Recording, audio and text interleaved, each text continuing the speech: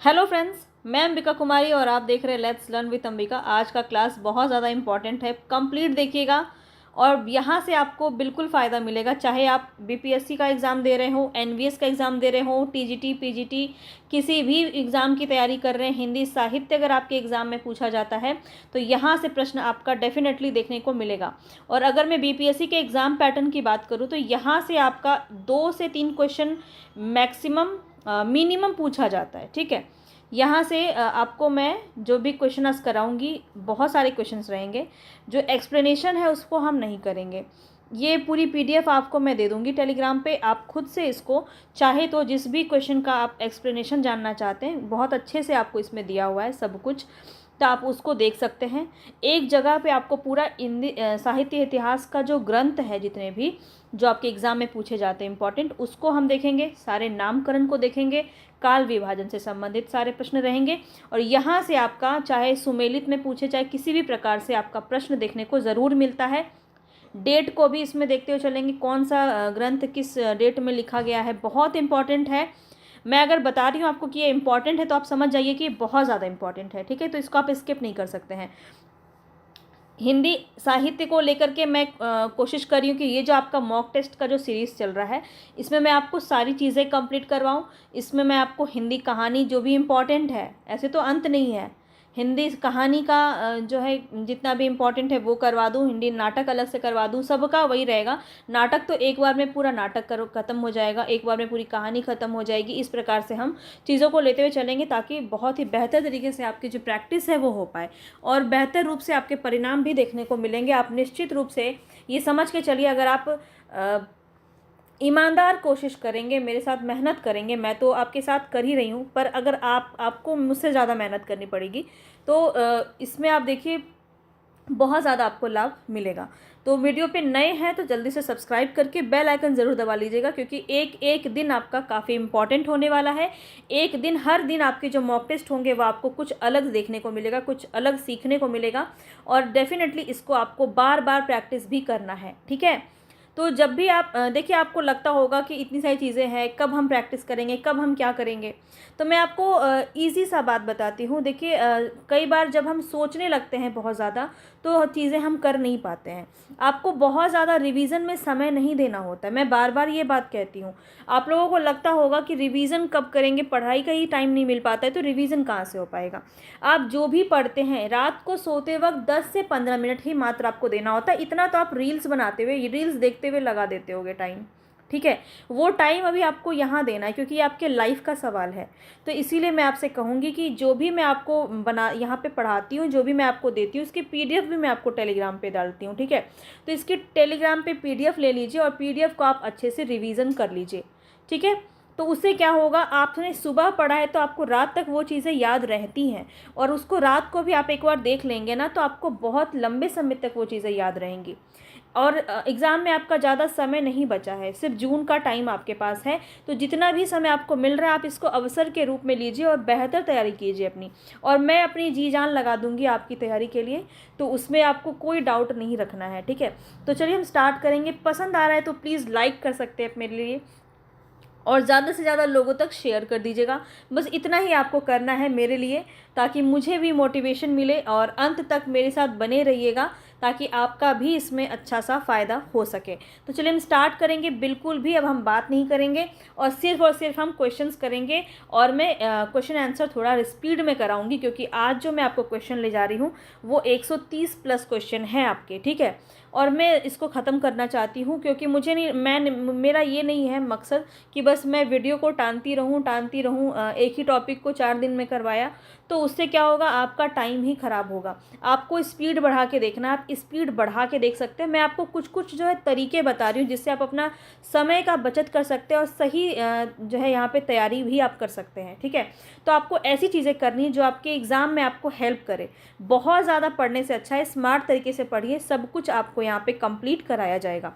तो चलिए सब्सक्राइब ज़रूर कर लीजिएगा वीडियो को। मिलते हैं आगे, लास्ट में हम आपसे कुछ बातचीत कर लेंगे। इससे आपके दिमाग के साथ जो भी समाधान है उसको हम देखेंगे।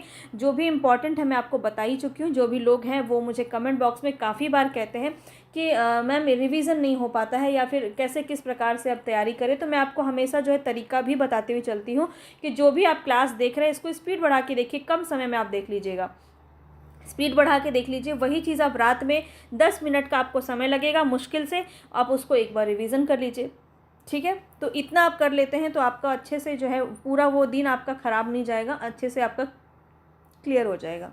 चलिए स्टार्ट करते हैं अब हम। ये आपका एक कथन है, क्या है, इतिवृत्त और आलोचना का संवेद रूप होने से वह इतिहास आज भी प्रकाश स्तंभ बना हुआ है। इस कथन में जिस इतिहास की ओर संकेत किया गया है वो कौन से लेखक का है? तो यहाँ पे देखिए भूमिका से प्रश्न आपका बहुत ज़्यादा पूछा जाता है, तो भूमिका से ही यहाँ पे प्रश्न है। यहाँ पे आपको बताना है कि ये किसके बारे में कही गई है। तो यहाँ पे याद रखेंगे ये जो है आपका आचार्य रामचंद्र शुक्ल की ये रचना है, ठीक है। आचार्य रामचंद्र शुक्ल की रचना है हिंदी साहित्य का इतिहास। 1929 में इन्होंने ये रचना रची है और ये काफ़ी ज़्यादा इम्पॉर्टेंट है आपके हर एग्ज़ाम के दृष्टिकोण से। तो एक बार ज़रूर आपको परीक्षार्थी जीवन में आपको ये पढ़ लेना चाहिए। चलिए स्टार्ट करेंगे दूसरे पे। ये जो भी आपको यहाँ पे एक्सप्लेनेशन दिया गया है इसको आप स्वयं देख सकते हैं अपने अनुसार, ठीक है। क्वेश्चन प्रैक्टिस करेंगे क्योंकि आपका मॉक टेस्ट का सीरीज़ है, तो हम पूरा मॉक टेस्ट यहाँ पे आपका कर रहे हैं। अब यहाँ पे देखिए हिंदी साहित्य का इतिहास आदिकाल के लिए आधार काल नाम किसने दिया था? जल्दी जल्दी करेंगे क्वेश्चंस को, ठीक है। तो आधार काल नाम किसने दिया था? याद रखेंगे डॉक्टर मोहन अवस्थी। तो यहाँ पे आपका राइट ऑप्शन क्या होगा? मोहन अवस्थी। एक और नाम इनके साथ जुड़ जाता है, वह है आपका सुमन राजे, ठीक है। तो सुमन राजे अगर ऑप्शन में होता तो ये भी सही हो जाता, ठीक है। अगर देखिए बीपीएससी का जो एग्ज़ाम का पैटर्न है वो दो नाम भी दे सकता है कि सुमन राजे और मोहन अवस्थी, फिर लिख देगा इनमें से एक से अधिक या इनमें से कोई नहीं। अब आपको एक नाम याद रहेगा, आप झट से लगा दोगे डॉक्टर मोहन अवस्थी और आपका क्वेश्चन का आंसर गलत हो जाएगा। तो इसलिए आपको सारी चीज़ें कंप्लीट पता होनी चाहिए। अब यहाँ पे देखिए सारे ही नाम दिए गए हैं, इसको आप पीडीएफ में देख लीजिएगा। यहाँ पे हम करके टाइम वेस्ट नहीं करेंगे क्योंकि एग्ज़ाम बहुत नज़दीक है और बहुत सारे क्वेश्चन भी हैं, तो आपको यहाँ पे क्वेश्चंस पर हम ज़्यादा फोकस कर रहे हैं, ठीक है। देखिए रामचंद्र शुक्ल का साहित्य इतिहास ग्रंथ जो है हिंदी साहित्य का इतिहास नागरी प्रचारणी सभा से प्रकाशित हिंदी शब्द सागर की भूमिका के किस शीर्षक के रूप में लिखा गया था? ये प्रश्न आपका बहुत ज़्यादा इंपॉर्टेंट है, काफ़ी बार पूछा गया है। तो ध्यान रखिए जो भी प्रश्न में आपका बीपीएससी में नहीं अभी तक पूछा गया है वो और भी ज़्यादा चांसेस हैं पूछे जाने के। तो याद रखेंगे यहाँ पे पहली बात तो आपको ये याद रखना है कि ये कहाँ से प्रकाशित हुई थी। तो नागरी प्रचारणी सभा से प्रकाशित हुई थी हिंदी शब्द सागर की भूमिका। अगर भूमिका पूछा जाए, बहुत क्वेश्चन को ध्यान से समझेंगे, कहाँ से प्रकाशित हुई? नागरी प्रचारणी सभा से। भूमिका किस भूमिका के रूप में प्रकाशित हुई? हिंदी शब्द सागर की भूमिका। और शीर्षक क्या था ये आपको बताना है, ठीक है। तो क्वेश्चन को समझते हुए चलेंगे। हिंदी साहित्य का विकास यहाँ पे आपका सही हो जाएगा, ठीक है। डी ऑप्शन बिल्कुल सही है। क्वेश्चन अपने आप में यहाँ पे देखिए आपको सब कुछ बताया जा रहा है। हिंदी साहित्य की भूमिका आपका 1940 में हजारी प्रसाद द्विवेदी का था, विश्वनाथ का कौन सा था, ये सब कुछ आपको डिटेल में यहाँ देखने को मिलेगा। तो बिल्कुल इसका पीडीएफ आप डाउनलोड कर लीजिएगा, इंपॉर्टेंट है और इसको अच्छे से आप इसका एक्सप्लेनेशन भी देख सकते हैं। चलिए आगे देखेंगे। A dictionary of English and Hindustani, बताएंगे इसके लेखक कौन है? बहुत ज़्यादा इंपॉर्टेंट है। इंपॉर्टेंट आपका आज का जो ये सेशन है ना, एक एक क्लास का एक एक क्वेश्चन आपका इंपॉर्टेंट है, ठीक है। कहीं से भी प्रश्न पूछा जा सकता है और ये टॉपिक से आपका प्रश्न डेफिनेटली आएगा। तो बताएंगे यहाँ पे डिक्शनरी ऑफ इंग्लिश एंड हिंदुस्तानी कौन सा यहाँ पे आपका राइट ऑप्शन हो जाएगा? तो जॉन क्रिस्टाइल, यहाँ पे सी ऑप्शन आपका बिल्कुल सही हो जाएगा। चलिए आगे देखते हैं। नेक्स्ट क्वेश्चन यहाँ पे मिश्र बंधु द्वारा रचित कौन सा नहीं है? यहाँ पे जो रचना दी गई बताना है। 3 रचनाएं जो है वो मिश्र बंधु की है और कौन सी एक रचना है जो मिश्र बंधु की नहीं है? बूंद बारिश, भारत विनय, पुष्पांजलि और पृथ्वी कल्प। तो यहाँ पे आपका राइट ऑप्शन क्या हो जाएगा? पृथ्वी कल्प जो है ये आपका मिश्र बंधु की रचना नहीं है, गिरजा कुमार माथुर की रचना है, ध्यान रखेंगे। चलिए आगे बढ़ते हैं नेक्स्ट क्वेश्चन पे। सारे जो भी यहाँ पे आपको दिए गए एक्सप्लेनेशन इसको आप बाद में देख सकते हैं। एशियाटिक सोसाइटी ऑफ बंगाल की पत्रिका के विशेषांक के रूप में निकलने वाला हिंदी साहित्य का इतिहास कौन सा है? बहुत ज़्यादा इंपॉर्टेंट ये प्रश्न है आपका। एशियाटिक सोसाइटी ऑफ बंगाल की पत्रिका के विशेषांक के रूप में निकलने वाला हिंदी साहित्य का वो कौन सा इतिहास है? तो यहाँ पे बताएंगे the modern vernacular literature of Hindustan, the sketch of Hindi literature, a history of Hindi literature या फिर हिंदी साहित्य का इतिहास। तो याद रखेंगे जॉर्ज ग्रियर्सन की ये रचना है ऑप्शन ए आपका यहाँ पे सही हो जाएगा, ठीक है, ऑप्शन ए आपका यहाँ पे सही हो जाएगा, the modern vernacular literature of Hindustan. ये किसकी रचना है तो ध्यान रखेंगे, ये जो है ग्रियर्सन की रचना है, बहुत ही अच्छे से आपको ध्यान रखना है। और डॉक्टर किशोरी लाल गुप्त ने the modern vernacular literature of Hindustan का हिंदी साहित्य का प्रथम इतिहास के नाम से जो है अनुवाद किया है। ये भी प्रश्न आपका बहुत पूछा जाता है, तो ध्यान रखेंगे, यहाँ पे दिया होगा, इसको आप ज़रूर पढ़ लीजिएगा क्योंकि यहाँ से क्वेश्चन बहुत बनता है, ठीक है। ग्रियर्सन ने अपने ग्रंथ में 952 कवियों को शामिल किया है, ये भी प्रश्न पूछा जाता है। और ये भी ध्यान रखेंगे, डॉक्टर किशोरी लाल गुप्त ने the modern vernacular literature of Hindustan का हिंदी साहित्य में प्रथम इतिहास के नाम से, शीर्षक के नाम से अनुवाद किया है, बहुत ज़्यादा इंपॉर्टेंट है। चलिए आगे बढ़ते हैं। हिंदी काव्य धारा के संग्रहकर्ता साहित्यकार का नाम क्या है? हिंदी काव्य धारा बताएंगे, क्या होगा यहाँ पे राइट ऑप्शन, तो यहाँ पे रखिए महामहोपाध्याय, हरप्रसाद शास्त्री, राहुल सांकृत्यायन, शहीदुल्लाह या फिर प्रबोध चंद्र बागची। तो यहाँ पे आपका राइट ऑप्शन हो जाएगा पंडित राहुल सांकृत्यायन। राहुल सांकृत्यायन की संग्रह करता है, ये संग्रह है इनका हिंदी काव्य धारा, याद रखेंगे राहुल सांकृत्यायन, हिंदी काव्य धारा राहुल सांकृत्यायन, अच्छा से याद रखना है, ठीक है। चलिए आगे बढ़ते हैं नेक्स्ट क्वेश्चन पे। इनकी सभी रचनाएं यहाँ पे दी गई, जितने भी यात्रा वृतांत है, जितने भी यात्रा साहित्य है इनका, ये सब यहाँ पे आपको दिया गया है, ठीक है, इसको आप अच्छे से देख सकते हैं। चलिए आगे बढ़ते हैं। इनमें से किसने हिंदी के साहित्य इतिहास में आदिकाल को संधिकाल, चारण काल तथा 2 उपशीर्षकों में विभाजित किया है? कौन है वो? रामशंकर शुक्ल रसाल, रमाशंकर होगा यहाँ पे, ठीक है, रमाशंकर शुक्ल रसाल, राम खेलावन पांडे, राम कुमार वर्मा या गणपति चंद्र गुप्त। तो यहाँ पे आपका राइट ऑप्शन क्या हो जाएगा? राम कुमार वर्मा, ठीक है, सी ऑप्शन आपका बिल्कुल सही हो जाएगा। यहाँ पे सारा आपको दिया गया है जो भी इंपॉर्टेंट है। देखिए यहाँ पे सुमन राज्य का दिया हुआ है ना, ये आधार काल, तो इसको याद रखेंगे। कहीं पे आपका कुछ और, कहीं पे कुछ और दिया होता है, तो ये सब आपका इंपॉर्टेंट है। आगे बढ़ते हैं। हिंदी साहित्य का वैज्ञानिक इतिहास बताएंगे, इसके लेखक कौन है? नामवर सिंह, राम स्वरूप चतुर्वेदी, राम कुमार वर्मा या गणपति चंद्र गुप्त। तो यहाँ पे आज जो है आपका राइट ऑप्शन क्या हो जाएगा? 9 नंबर में याद रखेंगे, गणपति चंद्र गुप्त की रचना है हिंदी साहित्य का वैज्ञानिक इतिहास। तो गणपति जी क्या है? पूरी तरह से वैज्ञानिक हैं, ऐसे आप याद रख लीजिए। आपको पता नहीं चलेगा, पर आप अगर चीज़ों को कनेक्ट करके पढ़ेंगे ना, तो आपको बहुत आसानी से याद हो जाएगा। मैं आपकी हेल्प करना चाहती हूँ हर वो तरीके से जो कि आपका एग्ज़ाम में आपके सिलेक्शन को और भी ज़्यादा पक्का कर पाए, ठीक है। तो इसमें मैं आपको थोड़ा हिंट भी देती हुई चलती हूँ कि गणपति जो हैं वो बहुत ही वैज्ञानिक थे।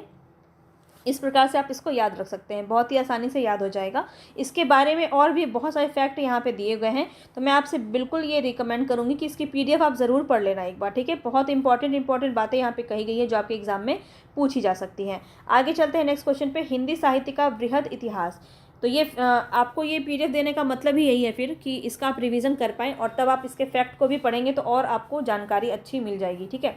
हिंदी साहित्य का वृहद इतिहास, इस इतिहास ग्रंथ का प्रकाशन कहाँ से हुआ था, जो है आप बताएंगे किसने किया था?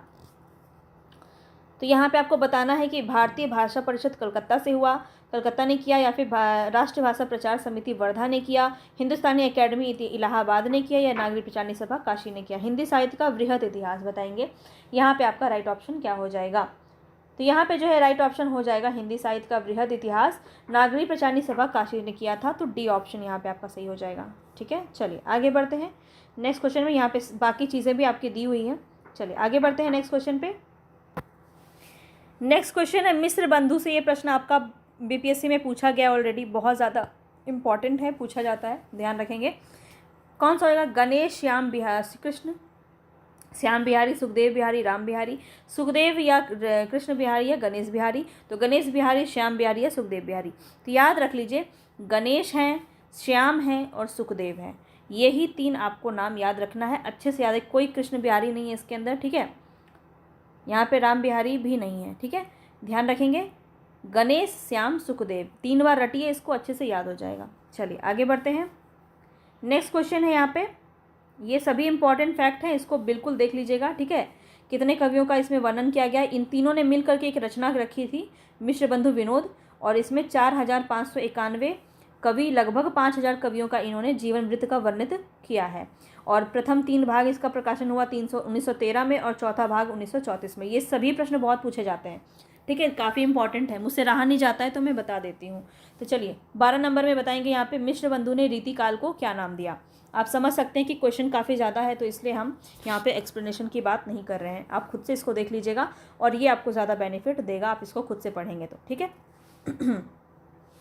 बताएंगे रीतिकाल नाम किसने दिया था? तो रीतिकाल जो है, मिस्र बंधु ने रीतिकाल को क्या नाम दिया था ये बताना है। तो अलंकृत काल नाम दिया था।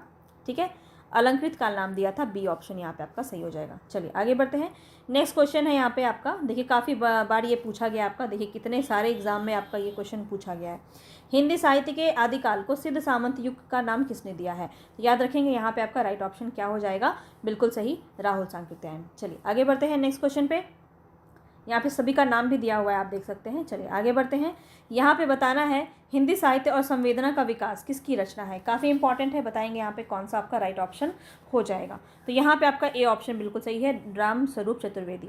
राम स्वरूप चतुर्वेदी। संवेदना किसको है? राम जी को काफ़ी संवेदना है। हिंदी साहित्य और संवेदना का विकास किसका हो जाएगा? राम स्वरूप चतुर्वेदी का हो जाएगा। ए ऑप्शन आपका बिल्कुल सही है। चलिए आगे बढ़ते हैं नेक्स्ट क्वेश्चन पे। देखिए बाकी भी यहाँ पे आपको दिया है, रामविलास शर्मा का, श्याम सुंदर दास का, कौन कौन सा ग्रंथ है, बहुत इंपॉर्टेंट है, देख लीजिएगा। ठीक है, हिंदी साहित्य का, भारतीय साहित्य इतिहास की समस्याएं, रामविलास शर्मा का है।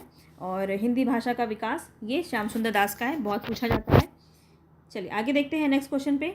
यहाँ पे सारे ही ग्रंथ आपको दिए गए हैं, आप देख सकते हैं। हिंदी साहित्य का इतिहास, इतिहास दर्शन किसका है, हिंदी साहित्य का विवेचनात्मक इतिहास किसका है, हिंदी साहित्य का इतिहास किसका है, मॉडर्न हिंदी लिटरेचर, सारा कुछ आपको दिया गया है, बहुत ही इंपॉर्टेंट रहेगा, तो ज़रूर इसको आप देख लीजिएगा। चलिए आगे बढ़ते हैं नेक्स्ट क्वेश्चन पे। नागरी प्रचारणी सभा द्वारा प्रकाशित हिंदी साहित्य का बृहद इतिहास के प्रथम भाग का शीर्षक क्या है? प्रथम भाग का शीर्षक बताना है आपको यहाँ पे। तो राइट ऑप्शन क्या हो जाएगा, इसको हमने देखा था अभी थोड़ी देर पहले। और यहाँ पे देखिए प्रथम भाग का शीर्षक पूछा जा रहा है, हिंदी साहित्य के बृहद इतिहास का प्रथम भाग का शीर्षक क्या है? हिंदी साहित्य की पीठिका। याद रखेंगे, हिंदी भाषा का विकास, हिंदी साहित्य का उद्धव विकास, हिंदी साहित्य का अभ्युत्थान, ये सब नहीं होगा, हिंदी साहित्य की पीठिका, बिल्कुल डी ऑप्शन आपका सही हो जाएगा। ठीक है, ये सब आपको यहाँ पे पढ़ना है अच्छे से। ठीक है, हिंदी साहित्य की पीठिका, नगर प्रचारणी सभा, और देखिए यहाँ पे 12 खंडों में जो है, इस बीच के कुल 12 खंडों में प्रत्यक्ष हिंदी साहित्य का इतिहास निबंध है। इसके प्रथम भाग का शीर्षक हिंदी साहित्य की पीठिका है और द्वितीय भाग का शीर्षक क्या है? हिंदी भाषा का विकास। तो ये भी आपको ध्यान रखना। ठीक है, आप इसका डिटेल में अगर देखना ही चाहते हैं ना, तो इसकी मैं ऑलरेडी बना चुकी हूँ वीडियो। ठीक है, हिंदी साहित्य का इतिहास ग्रंथ नामकरण के नाम से आपका पूरा प्लेलिस्ट है, आप वहाँ पे भी जाके देख सकते हैं। पर यहाँ पे मैं आपको एक्सप्लेन नहीं कर पाऊँगी, उसके लिए बहुत बहुत माफ़ी मांगती हूँ आपसे, क्योंकि देखिए प्रश्न बहुत ज़्यादा है ना। तो 60 नंबर में देखिए यहाँ पे क्या है, हिंदी साहित्य का दूसरा इतिहास, हिंदी साहित्य का 20वीं शताब्दी, हिंदी साहित्य का इतिहास या आलोचनात्मक। बताएंगे कौन सा यहाँ पे विकल्प असंगत है, असंगत कौन सा है ये बताना है आपको। तो यहाँ पे देखिए हिंदी साहित्य 20वीं शताब्दी, ये बाबू श्याम सुंदर दास का नहीं है, तो बी ऑप्शन यहाँ पे आपका सही हो जाएगा। किसका है ये मुझे आप कमेंट बॉक्स में बताइए। ठीक है, क्योंकि काफ़ी ज़्यादा इम्पॉर्टेंट है और काफ़ी जो है इसके बारे में काफ़ी ज़्यादा पूछा भी जाता है। ठीक है, तो आपको ये पता होना चाहिए, हिंदी साहित्य 20वीं शताब्दी किसकी रचना है। मैं बताऊंगी नहीं, दिखाऊंगी भी नहीं। चलिए आगे बढ़ते हैं। काल प्रवृत्ति का निर्णय प्राप्त ग्रंथों की संख्या द्वारा नहीं निर्णित हो सकता, बल्कि उस काल की मुख्य प्रेरणादायक वस्तु के आधार पर ही हो सकता है। यह कथन किसका है? काल प्रवृत्ति का निर्णय प्राप्त ग्रंथों की संख्या द्वारा नहीं निर्णित हो सकता, बल्कि उस काल की मुख्य प्रेरणादायक वस्तु के आधार पर ही हो सकता है। ये बात किसने कहा होगा? ये बात आप तभी बता पाएंगे जब आप इस प्रकार के जो साहित्य ग्रंथ की रचना जिन्होंने भी की है उसको आप समझ पाएंगे। तो काल प्रवृत्ति के आधार पर किसने किया था? रामचंद्र शुक्ल ने। और यहाँ पे उनसे अपोजिट की बात कौन कर रहा है? काल प्रवृत्ति का निर्णय यहाँ पे बोल रहा है निर्णित नहीं हो सकता, तो यहाँ पे रामचंद्र शुक्ल भी नहीं हो सकते। कौन हो जाएगा? हजारी प्रसाद द्विवेदी। बी ऑप्शन यहाँ पे आपका सही हो जाएगा। ठीक है, चलिए आगे बढ़ते हैं। तो आपका अगर एक समझ विकसित हो जाएगा ना इतिहास ग्रंथ को लेकर के किसने किस प्रकार की बातें कही हैं, तो भी आप इसका आंसर लगा पाएंगे। अब यहाँ बताना है कौन सा विवरण यहाँ पे सही नहीं है। गारसा दत्तौसी अपने इतिहास ग्रंथ में कवियों को काल क्रमानुसार प्रस्तुत किया है इन्होंने, तो क्या ये कथन सही है आपका? आपको जो है कौन सही नहीं है ये बताना है। ठीक है, तो गारसा दत्तौसी हैं, इन्होंने क्या किया है, इन्होंने मतलब काल क्रमानुसार इन्होंने वर्णन नहीं किया है। ठीक है, तो ए ऑप्शन ही यहाँ पे गलत हो जाएगा। ठीक है, तो इन्होंने वर्णानुक्रम पद्धति का प्रयोग किया है, याद रखेंगे। गासादा तासी ने इतिहास ग्रंथ को लिखने में किस प्रकार की पद्धति का यूज़ किया है, तो याद रखें वर्णानुक्रम पद्धति, ठीक है, वर्ण के अनुसार, यानी कि अल्फ़ाबेटिक होगा। ए से जितने भी रचनाकार हैं पहले उनको लिख लिया, बी से फिर है तो उनको लिख लिया, इस प्रकार से। काल क्रमानुसार इन्होंने नहीं किया था, मतलब आदिकाल के पहले लिख लिया, भक्ति काल पहले लिख लिया, इस प्रकार से होता है आपका काल क्रमानुसार, तो इन्होंने नहीं किया था। तो ए ऑप्शन ही यहाँ पे सही हो जाएगा। बाकी जितने भी ऑप्शन है पॉइंट है इसको भी देख लीजिए, इंपॉर्टेंट है क्योंकि ये सारे आपके सही हैं। शिव सिंह सरोज ने लगभग 1000 कवियों का जीवन चरित्र, ये भी प्रश्न आपका पूछा गया है, कौन से ऐसे रचनाकार जिन्होंने 1000 कवियों का वर्णन किया है, तो वो शिव सिंह सरोज में किया गया है शिव सिंह सेंगर के द्वारा। तो ये आपका हिंदी का पहला जो है इतिहास ग्रंथ, ये भी आप कह सकते हैं इसको, ठीक है। चलिए आगे देखिए, जॉर्ज ग्रियर्सन के इतिहास ग्रंथ का हिंदी अनुवाद हिंदी साहित्य का प्रथम इतिहास शीर्षक से प्रकाशित हुआ, किसने किया, मैं आपको बता चुकी हूँ, ये भी आप मुझे कमेंट बॉक्स में बताइएगा कि इन्होंने जो ये हिंदी साहित्य का प्रथम इतिहास नाम से शीर्षक किन्होंने लिखा है, अनुवाद किन्होंने किया है, ठीक है, क्योंकि ये मैं आपको अभी अभी बताया है अभी आपको, ठीक है। तो क्लास में आपको ध्यान से देखना है सब कुछ, क्योंकि आपको सारी चीज़ें मैं बता चुकी हूँ। आगे देखेंगे, नेक्स्ट क्वेश्चन है यहाँ पे आपका, आगे बढ़ते हैं। हिंदी साहित्य का इतिवृत्तात्मक लेखन सबसे प्रथम प्रयास मिश्र बंधु के विनोद में पाया जाता है, यह उक्ति किसकी है, तो यहाँ पे इतिवृत्तात्मक लेखन का सबसे प्रथम प्रयास पूछा जा रहा है कि ये जो पंक्ति है ये किसकी है, किन्होंने कहा है, किसका कथन है, तो ये राम कुमार वर्मा का कथन है, बी ऑप्शन यहाँ पे आपका सही हो जाएगा, ठीक है। चलिए आगे देखते हैं, नेक्स्ट क्वेश्चन यहाँ पे दिया गया है। एक आपको कथन और अच्छे से ध्यान में रखना है कि रामचंद्र शुक्ल ने क्या कहा था, मिश्र बंधु विनोद को कहा था कि बड़ा भारी कवि वृत्त संग्रह है ये, ठीक है। तो ये किसने कहा था, रामचंद्र शुक्ल ने कहा था, तथा मिश्र बंधुओं को परिश्रमी संकलनकर्ता कहा था। तो ये बहुत ज़्यादा पूछा जाता है आपका, ठीक है। रामचंद्र शुक्ल ने क्या कहा था मिश्र बंधु विनोद को, मिश्र बंधु विनोद एक रचना है जो कि मिश्र बंधुओं की है, वो तीनों भाई मिलकर के इनकी रचना करते हैं, और ये इसको बड़ा भारी कवि वृत्त संग्रह कहा है रामचंद्र शुक्ल ने, और परिश्रम संकलन कर्ता कहा है मिश्र बंधुओं को। तो ये भी आपका प्रश्न बहुत पूछा जाता है। चलिए आगे देखिए, पूछा जा रहा है मिश्र बंधु विनोद के विषय में कौन सा विवरण आपका सही नहीं है, नहीं बताना है आपको। तो देख लेते हैं यहाँ पे कौन सा सही नहीं है। तो इसमें अनेक कवि जो अज्ञात थे प्रकाश में लाए गए और साहित्यिक महत्व का मूल्य को आंका गया है मिश्र बंधु में, ये तो सही है आपका। इसके प्रथम 3 भाग विक्रम संवत 1970 और चतुर्थ भाग विक्रम संवत 1991 में प्रकाशित हुआ, ये भी आपका कथन सही है।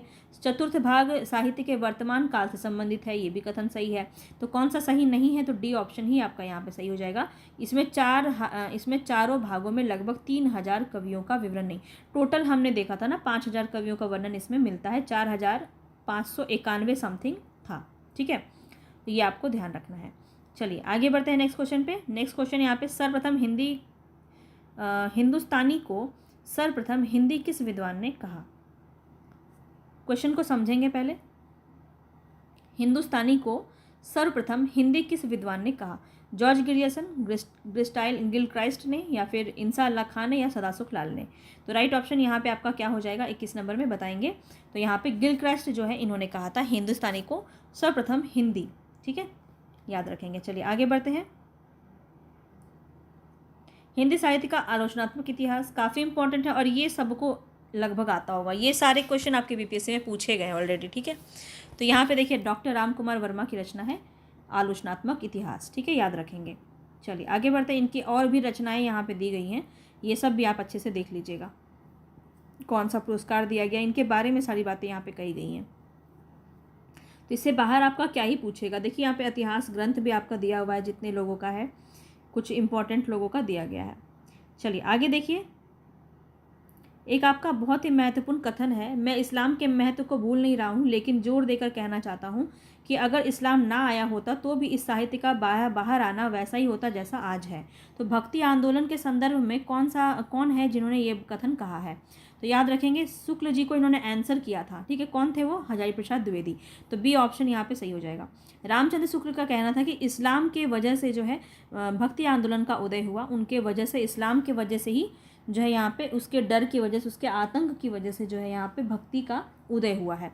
तो इसी पर इन्होंने, हजारी प्रसाद द्विवेदी ने नकारा है इनको और कहा है कि ऐसा नहीं है, पहले भी ईश्वर की भक्ति होती थी और पहले भी जो है अगर मुस्लिम नहीं आए होते, इस्लाम अगर नहीं आया होता, तो भी भक्ति आंदोलन वैसे ही आता बाहर जैसे आया है।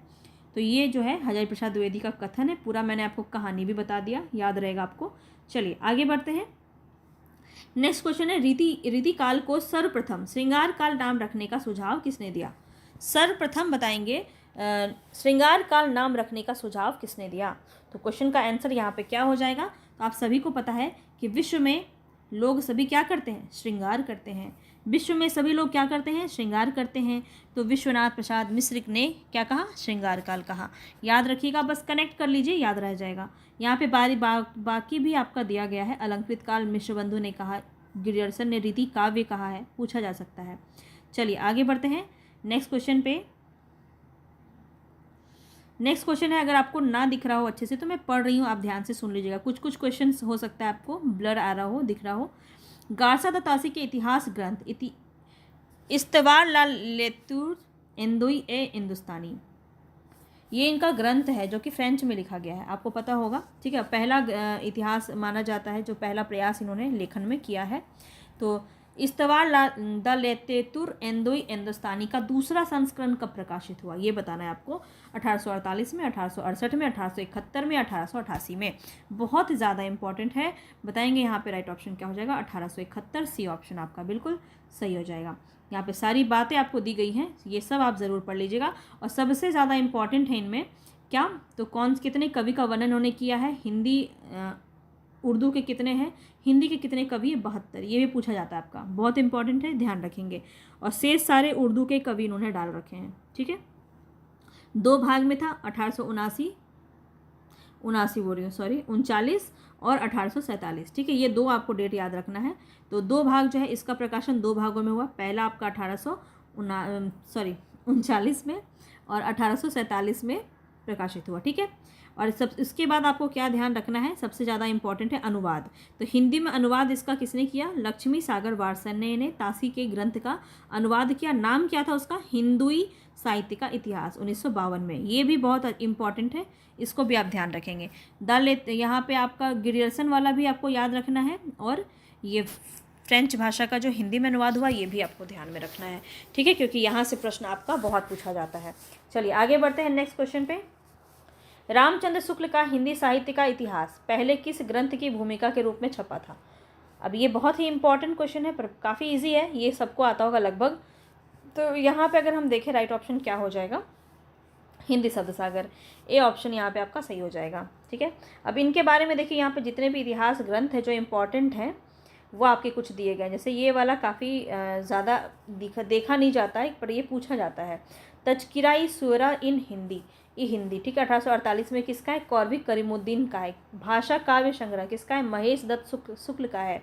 हिंदी भाषा साहित्य का भूमिका किसका है? हिंदी साहित्य की भूमिका हजारी प्रसाद द्विवेदी की है।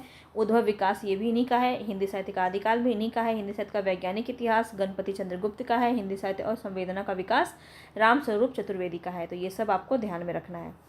देख लो, मुझसे रहा ही नहीं जाता, मैं बता देती हूँ आपको, है ना। चलिए 27 नंबर में आप देखिए, यहाँ पे रामचंद्र शुक्ल के अनुसार शिव सिंह सरोज में गिनाए गए ग्रंथ बताएंगे कौन कौन से हैं। यहाँ पे ये प्रश्न भी आपका काफ़ी इंपॉर्टेंट है, और ये देखिए आपका यूजीसी नेट में पूछा गया है। ठीक है, 2-2 साल पूछा गया ये क्वेश्चन आपका, और उम्मीद है कि ये आपका पूछा जा सकता है, तो ध्यान रखेंगे। यहाँ पे राइट ऑप्शन क्या हो जाएगा? राम सतसई और कड़खा रामायण, ये दोनों ही जो हैं रामचंद्र शुक्ल के अनुसार शिव सिंह सरोज में ये ग्रंथ गिनाए गए हैं। तो 1 और 2 यानी ए ऑप्शन आपका यहाँ पे सही हो जाएगा। चलिए आगे देखते हैं। सुमेलित करना है यहाँ पे आपको, कौन किससे है संबंधित। तो देखिए पदुमलाल पुन्नालाल बख्शी की कौन सी रचना है? हिंदी साहित्य विमर्श। तो यहाँ पे 1 का आपका 2 हो जाएगा। अयोध्या सिंह उपाध्याय का कौन सा है? याद रखेंगे, उपाध्याय का है हिंदी भाषा और उसके साहित्य का विकास, यानी कि 4th नंबर। ठीक है, आचार्य हजारी प्रसाद द्विवेदी का कौन सा है यहाँ पे? तो याद रखेंगे हिंदी साहित्य की भूमिका, और रामस्वरूप चतुर्वेदी का हिंदी साहित्य और संवेदना का विकास। तो बहुत इंपॉर्टेंट है, ये नाम भी आपको ध्यान में रखना है। यहाँ पे सब कुछ दिया गया है, इसको आप ध्यान में रख सकते हैं। ठीक है, चलिए आगे बढ़ते हैं।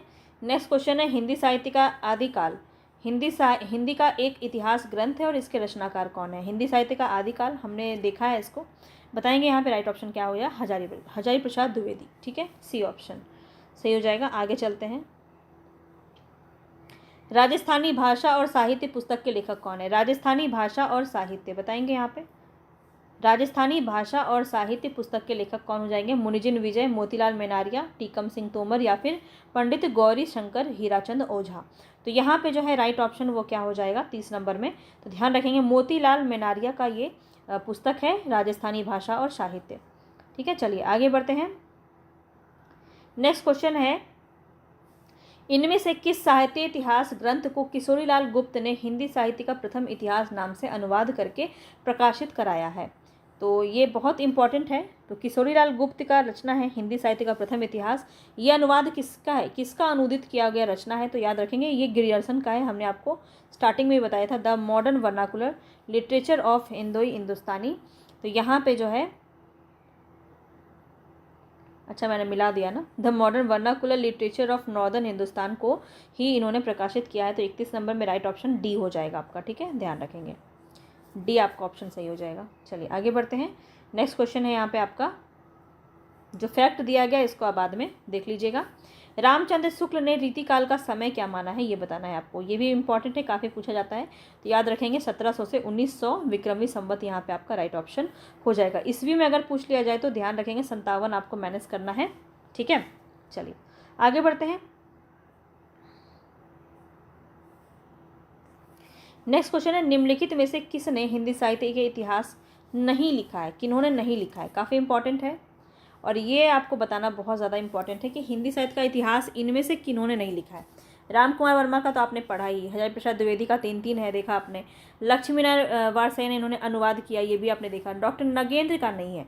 तो 33 नंबर में आपका राइट ऑप्शन क्या हो जाएगा, सी हो जाएगा। अब आप कहोगे कि नगेंद्र की बुक तो काफ़ी प्रसिद्ध है, हम लोग पढ़ते भी हैं मैम, हिंदी साहित्य का इतिहास नाम से इन्होंने लिखा है। तो ये क्या है, इन्होंने लिखा जो है ना वो इतिहास ग्रंथ नहीं है, वो क्या इन्होंने संपादक किया है। ठीक है, तो ये चीज़ आप देख लीजिएगा, ये आपका ज़रूर यहाँ पे भी दिया गया होगा, मैं आपको देख के बताती हूँ। यहाँ पे होगा, देखिए यहाँ पे दिया गया है ना, निम्नलिखित में से डॉक्टर नगेंद्र ने हिंदी साहित्य का इतिहास नहीं लिखा, बल्कि ये हिंदी साहित्य के इतिहास ग्रंथ के संपादक हैं, जबकि डॉक्टर राम कुमार वर्मा के द्वारा लिखा गया। ये सारी चीज़ें फिर आप देख ही रहे हैं। तो नगेंद्र याद रखेंगे, नगेंद्र ने हिंदी साहित्य का इतिहास ग्रंथ नहीं लिखा है। ठीक है, चलिए आगे बढ़ते हैं। किस इतिहास लेखक ने अपने इतिहास ग्रंथ में लगभग 500 कवियों का विवरण दिया है?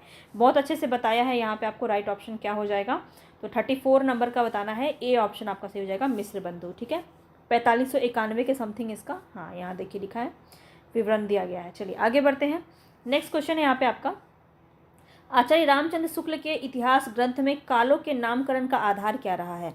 तो यहाँ पे बताएंगे क्या हो जाएगा, पूर्व परंपरा, युग प्रवृत्ति, प्रमुख ग्रंथ या इनमें से कोई नहीं। रामचंद्र शुक्ल के इतिहास ग्रंथ में कालों का नामकरण का आधार क्या है, किस आधार पे इन्होंने जो है इतिहास ग्रंथ रचा है? तो आपको ये पता होना चाहिए कि ये आपका किसके आधार पर किया गया है। तो ध्यान रखेंगे यहाँ पे युग प्रवृत्ति के आधार पर किया गया है। ठीक है, प्रवृत्ति के आधार पर इन्होंने किया है, बी ऑप्शन आपका सही हो जाएगा। आगे बढ़ते हैं। ये भी प्रश्न बहुत पूछा जाता है कि पद्धति, इतिहास लेखन की सबसे विकसित पद्धति कौन सी है? विधेयवादी पद्धति, वर्णानुक्रम पद्धति, कालानुक्रम पद्धति या फिर समाजशास्त्रीय पद्धति? तो याद रखेंगे विधेयवादी पद्धति जो है ये सबसे विकसित पद्धति है और रामचंद्र शुक्ल ने इसी पद्धति का प्रयोग किया है। ठीक है, विधेयवादी पद्धति का ही इन्होंने प्रयोग किया अपने इतिहास रचना लेखन में। हिंदी साहित्य का इतिहास जो इन्होंने लिखा है वो विधेयवादी पद्धति में ही इन्होंने लिखा है। तो ये बात भी आपको ध्यान में रखना है। चलिए आगे बढ़ते हैं, ये सबसे ज़्यादा इम्पॉर्टेंट था। आगे बढ़ते हैं नेक्स्ट क्वेश्चन पे। हिंदी साहित्य के इतिहास दर्शन नामक ग्रंथ के लेखक कौन है? दर्शन हम कहाँ से करते हैं? आंखों से करते हैं, नलिन विलोचन शर्मा। बिल्कुल, बी ऑप्शन आपका सही हो जाएगा। विलोचन से याद रख लीजिए, दर्शन हम लोचन से करते हैं, विलोचन शर्मा, डॉक्टर नलिन विलोचन शर्मा, ऐसे आप याद रख सकते हैं, कनेक्ट करके आपको चीज़ें याद रहेंगी। आगे बढ़ते हैं नेक्स्ट क्वेश्चन पे।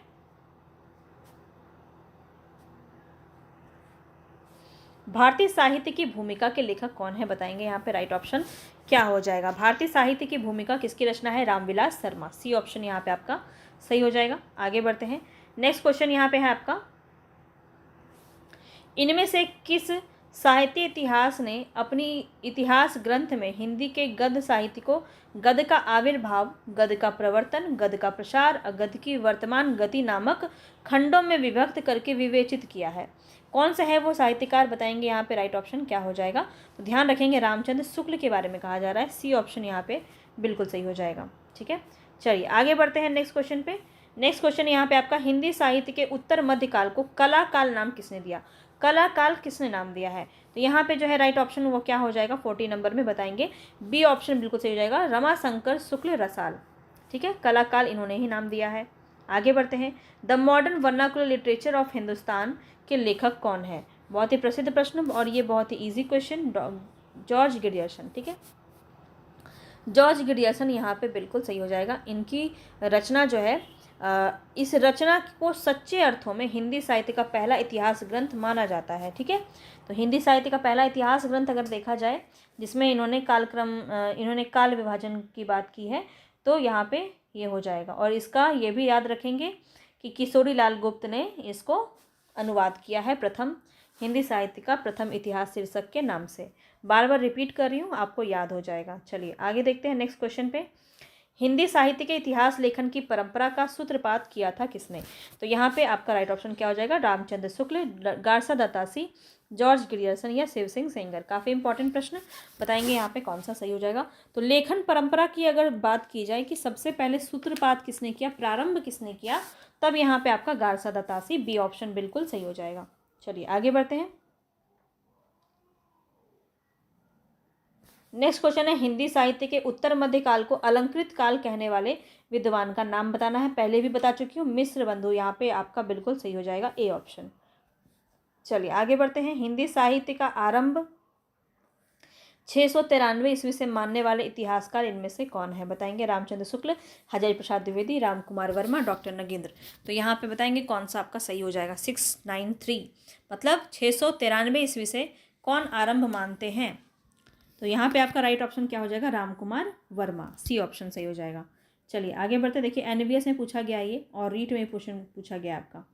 चलिए आगे बढ़ते हैं, नेक्स्ट क्वेश्चन है, हिंदी साहित्य का उत्तर मध्य काल को रीति काल नाम किस विद्वान ने दिया है। काफ़ी इंपॉर्टेंट है ये आपका, बताएंगे कौन सा यहाँ पे राइट ऑप्शन हो जाएगा। तो ध्यान रखेंगे यहाँ पे जो आपका राइट ऑप्शन है वो है रामचंद्र शुक्ल। रामचंद्र शुक्ल ने दोहरी नामकरण की पद्धति को अपनाया था। उत्तर मध्य काल भी इन्होंने ही कहा और रीति काल भी नाम इन्होंने ही दिया था, दो नाम इन्होंने सुझाए थे। चलिए आगे बढ़ते हैं,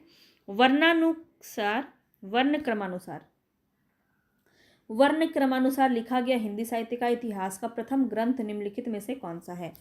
तो वर्ण क्रमानुसार बताना है आपको, लिखा हुआ हिंदी साहित्य का इतिहास का पहला ग्रंथ कौन सा है।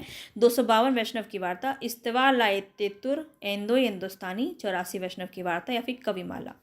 तो यहाँ पे जो है आपका राइट ऑप्शन वो क्या हो जाएगा, तो याद रखेंगे यहाँ पे बी ऑप्शन आपका सही हो जाएगा।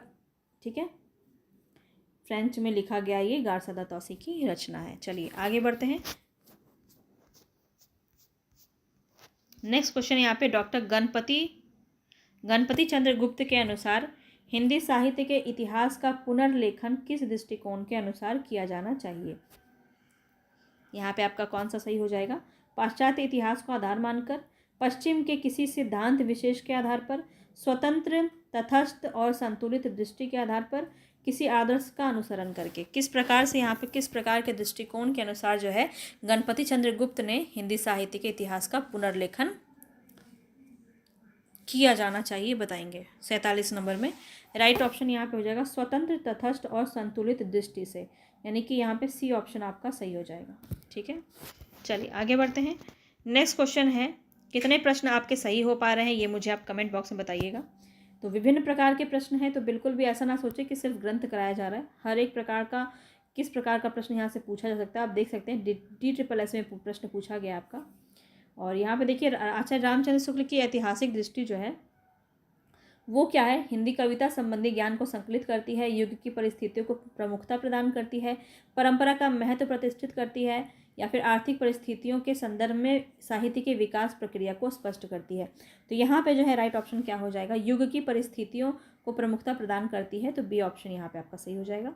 चलिए आगे बढ़ते हैं, नेक्स्ट क्वेश्चन है यहाँ पे, ऐतिहासिक कालक्रम के अनुसार निम्नलिखित में से कौन सा नामकरण गलत है। रीतिकाल बिल्कुल है, यहाँ पे आदिकाल भी है, और यहाँ पे मध्यकाल है क्या?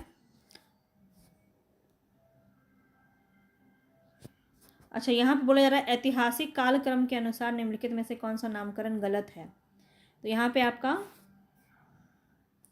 मध्यकाल, आदिकाल, संक्रांति काल, तो यहाँ पे ए ऑप्शन आपका सही हो जाएगा। ठीक है, रीतिकाल।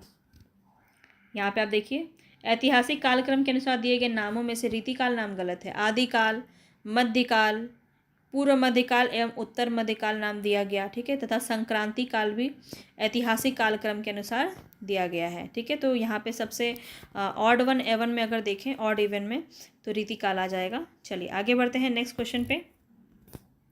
निम्नलिखित में से किस लेखक ने कालों की रचनाओं की विशेष प्रवृत्ति के अनुसार उनका नामकरण किया है। तो प्रवृत्ति के अनुसार नामकरण कौन किया है, मैं पहले भी बता चुकी हूँ। राइट ऑप्शन क्या हो जाएगा यहाँ पे? आचार्य रामचंद्र शुक्ल, डी ऑप्शन आपका सही हो जाएगा। चलिए आगे बढ़ते हैं नेक्स्ट क्वेश्चन पे। नेक्स्ट क्वेश्चन यहाँ पे आपका है, निम्नलिखित में से क्या हिंदी साहित्य इतिहास लेखन का आधार या स्रोत नहीं हो सकता। तो क्या नहीं हो सकता ये बताना है आपको। तो विभिन्न युगों की आंतरिक और बाह्य परिस्थितियों पर प्रकाश डालने वाली सामग्री, रचनाओं का मौखिक उल्लेख, शिलालेख या फिर साहित्यकारों की प्रकाशित या अप्रकाशित रचनाएं। तो यहाँ पे बताएंगे राइट ऑप्शन आपका क्या हो जाएगा। तो बी ऑप्शन यहाँ पे आपका सही हो जाएगा। रचनाओं का मौखिक उल्लेख जो है ये आपका स्रोत या आधार नहीं बन सकता है। कोई भी आपका लिखा हुआ होना चाहिए, तभी तो आप उसको आधार बना सकते हैं। किसी ने कुछ कह दिया तो उसको आप ऐतिहासिक रूप से या फिर लेखन के आधार पे स्रोत के रूप में नहीं मान सकते हैं। चलिए आगे बढ़ते हैं। आपने देखा है इतिहास को हम स्रोत के रूप में मानते हैं ताम्रपत्र में, शिलालेख के अनुसार, भोजपत्र, सिक्के पर लिखा होता है, पुरातत्व संबंधी जितने भी अन्य सामग्री हैं वो सब आपके साहित्य इतिहास लेखन का आधार है, लेकिन मौखिक रूप नहीं है। अब कोई नानी की कहानी सुनाई जा रही है तो वो कहानी को हम थोड़ी आधार बना सकते हैं, नहीं बना सकते हैं। तो बस यही था आपका। चलिए आगे बढ़ते हैं। नेक्स्ट प्रश्न है आपका, निम्नलिखित में से कौन सी पुस्तक आचार्य हजारी प्रसाद द्विवेदी की नहीं है। तो आपकी 3 ऐसी रचना है, बहुत इंपॉर्टेंट, बताएंगे यहाँ पे। हिंदी साहित्य उद्भव और विकास, हिंदी साहित्य की आलोचना, हिंदी साहित्य की भूमिका, हिंदी साहित्य का आदिकाल। तो यहाँ पे जो है राइट ऑप्शन आपका क्या हो जाएगा, ध्यान रखेंगे हिंदी साहित्य की आलोचना जो है बी ऑप्शन आपका सही हो जाएगा। ये रचना किसकी है मुझे आप कमेंट बॉक्स में बताइए। ठीक है, बताएंगे बी ऑप्शन क्या हो जाएगा, हिंदी साहित्य की आलोचना किसकी रचना है। चलिए आगे बढ़ते हैं। नेक्स्ट क्वेश्चन यहाँ पे, रामचंद्र शुक्ल के अनुसार आदिकाल का समय क्या है। संवत, विक्रमी संवत में आपका सारा क्वेश्चन का यहाँ ऑप्शन दिया गया है। तो 1050 से 1350, 1075 से 1350, 1050 से 1375 या फिर 1000 संवत से 1350 विक्रमी संवत। तो यहाँ पे कौन सा आपका सही हो जाएगा बताएंगे। तो ध्यान रखेंगे यहाँ पे बहुत इंपॉर्टेंट है ये क्वेश्चन आपका और काफ़ी ज़्यादा पूछा भी जाता है। ध्यान रखेंगे यहाँ पे सी ऑप्शन आपका सही हो जाएगा, 1050 से 1375 विक्रमी संवत, सी ऑप्शन। आगे बढ़ते हैं नेक्स्ट क्वेश्चन पे। नेक्स्ट क्वेश्चन है, इस्तवालायतेतुर एंदोई ए हिंदुस्तानी नामक इतिहास ग्रंथ किस भाषा में लिखा गया है। बहुत ज़्यादा एग्जाम में ये पूछा गया आपका और बहुत ही प्रसिद्ध है, फ्रेंच भाषा में पूछा गया है, गारसा दतासी की रचना है, ध्यान रखेंगे। आगे बढ़ते हैं। यहाँ पे देखिए आपको सुमेलित करना है। सिद्ध सामंत काल किसने कहा, चारण काल किसने कहा, प्रारंभिक काल किसने कहा, आदिकाल किसने कहा। तो देखिए यहाँ पे सिद्ध सामंत काल किसने कहा, राहुल सांकृत्यायन ने। चारण काल किसने कहा, जॉर्ज ग्रियर्सन ने। फिर प्रारंभिक काल किसने कहा, देखिए प्रारंभिक काल कभी कभी जो है आपको मिश्र बंधु को भी मान लिया जाता है, वैसे गणपति चंद्र गुप्त का होना चाहिए, पर यहाँ ऑप्शन में नहीं है तो हम मिश्र बंधु भी मान सकते हैं। और आदिकाल किसने कहा, हजारी प्रसाद द्विवेदी ने। इस प्रकार से आप इसको कर सकते हैं। चलिए आगे बढ़ते हैं नेक्स्ट क्वेश्चन पे। हिंदी के प्रारंभिक काल को आदिकाल नाम देने वाले कौन है। तो आदिकाल नाम किसने दिया, हजारी प्रसाद द्विवेदी ने, डी ऑप्शन आपका यहाँ पे सही हो जाएगा। चलिए आगे बढ़ते हैं। नेक्स्ट क्वेश्चन है यहाँ पे आपका, ज्ञान राशि के संचित कोष का नाम ही साहित्य। बहुत ही प्रसिद्ध ये कथन है आपका और ये कथन किसका है मुझे बताना है। हजारी प्रसाद द्विवेदी, महावीर प्रसाद द्विवेदी, रामचंद्र शुक्ल या फिर डॉक्टर नगेंद्र। तो यहाँ पे जो है आपका राइट ऑप्शन क्या हो जाएगा बताएंगे। तो यहाँ पे ध्यान रखेंगे महावीर प्रसाद द्विवेदी जो है बिल्कुल सही ऑप्शन आपका हो जाएगा। आगे बढ़ते हैं नेक्स्ट क्वेश्चन पे। नेक्स्ट क्वेश्चन है यहाँ पे आपका, हिंदी साहित्य का इतिहास का काल विभाजन करने वाले प्रथम इतिहासकार कौन है? तो काल का विभाजन करने वाले बताएंगे यहाँ पे कौन हो जाएंगे, ध्यान रखेंगे जॉर्ज ग्रियर्सन। यहाँ पे आपका अगर गारसा दतासी हो तो आंसर गलत हो जाएगा। काल का विभाजन उन्होंने नहीं किया था। तो काल विभाजन सबसे पहले किसने किया था? जॉर्ज ग्रियर्सन ने। और अगर पूछा जाए हिंदी में सबसे पहले किसने किया था, तब आपका हो जाएगा शिव सिंह सेंगर।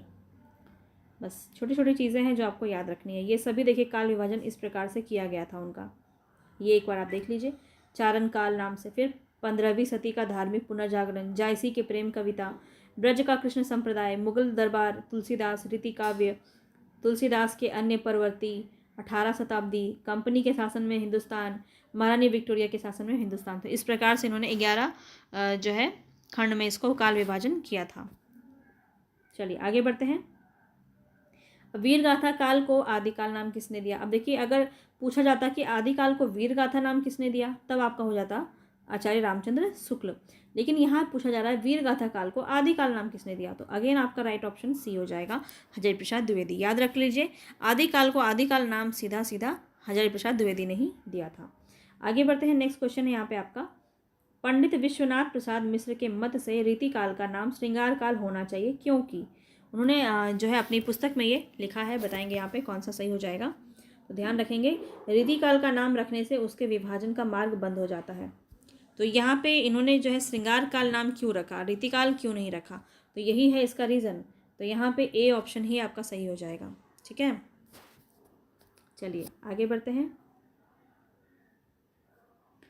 देखिए हिंदी साहित्य 20वीं शताब्दी किसकी रचना है? निर्मला जैन, नंद दुलारे वाजपेयी, नामवर सिंह या फिर बच्चन सिंह। तो याद रखेंगे यहाँ पे आपका राइट ऑप्शन हो जाएगा नंद दुलारे वाजपेयी की रचना है हिंदी साहित्य 20वीं शताब्दी। आगे बढ़ते हैं नेक्स्ट क्वेश्चन पे। कविता कौमुदी, पहले भी करवाया है ये वाला क्वेश्चन, देखिए यहाँ पे फिर से आ गया। कविता कौमुदी किसकी रचना है? श्याम सुंदर दास, राहुल सांकृत्यायन, नगेंद्र या फिर राम नरेश त्रिपाठी। तो यहाँ पे आपका राइट ऑप्शन हो जाएगा राम नरेश त्रिपाठी, डी ऑप्शन। चलिए आगे बढ़ते हैं नेक्स्ट क्वेश्चन पे। ये सब आपको आगे दिया हुआ है, ये सब आप ज़रूर पढ़ लीजिएगा। ठीक है, बहुत बड़ा लॉस हो जाएगा नहीं पढ़ेंगे तो, क्योंकि यहाँ से प्रश्न आपका बहुत पूछा जाता है, बहुत पूछा जा सकता है। रामनरेश त्रिपाठी ने कविता कौमुदी शीर्षक से 8 भागों में ग्राम गीत, उर्दू, बांग्ला, संस्कृत की कविताओं में संकलन और संपादन किया है। ध्यान रखेंगे। मिश्र बंधु में शामिल नहीं है, बताएंगे कौन शामिल नहीं है? तो गणेश है, श्याम है, सुखदेव है, बिहारी, केशव बिहारी नहीं है। तो सी ऑप्शन आपका यहाँ पे सही हो जाएगा। चलिए आगे बढ़ते हैं। नेक्स्ट क्वेश्चन है यहाँ पे, मिश्र बंधुओं के अनुसार हिंदी का प्रथम गद्य लेखक कौन है? तो मिश्र बंधु के अनुसार बताना है आपको कौन सा यहाँ पे राइट ऑप्शन हो जाएगा। तो मिश्र बंधुओं ने किसे माना है? गोरखनाथ को माना है। तो यहाँ पे बी ऑप्शन आपका सही हो जाएगा। ठीक है, चलिए आगे बढ़ते हैं नेक्स्ट क्वेश्चन पे। गोरखनाथ की रचनाओं को पीताम्बर दत्त बर्दवाल ने गोरखवाणी नाम से संपादित किया। बहुत ज़्यादा इंपॉर्टेंट है, ध्यान रखेंगे। ठीक है, आगे चलते हैं। तो ये आपको ध्यान रखना है कि वो गद्य लेखक हैं। गोरखनाथ कौन है? प्रथम गद्य लेखक हैं।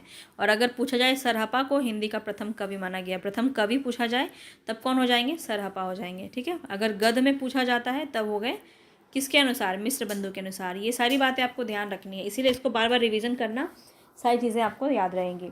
हिंदी साहित्य के इतिहास ग्रंथ की रचना निम्नलिखित में से सबसे पहले किसने की? तो ये क्वेश्चन तो आप कितनी बार कर लिए हो, बहुत आसानी से आपको समझ में आ जाएगा। यहाँ पे हिंदी साहित्य के इतिहास ग्रंथ की बात की जा रही है। सबसे पहले किसने की? शिव सिंह सेंगर। ठीक है, चलिए आगे बढ़ते हैं। नेक्स्ट क्वेश्चन है, शिव सिंह सरोज का रचना काल क्या है? यहाँ पे आपसे डेट पूछा जा रहा है, बहुत ज़्यादा इंपॉर्टेंट है।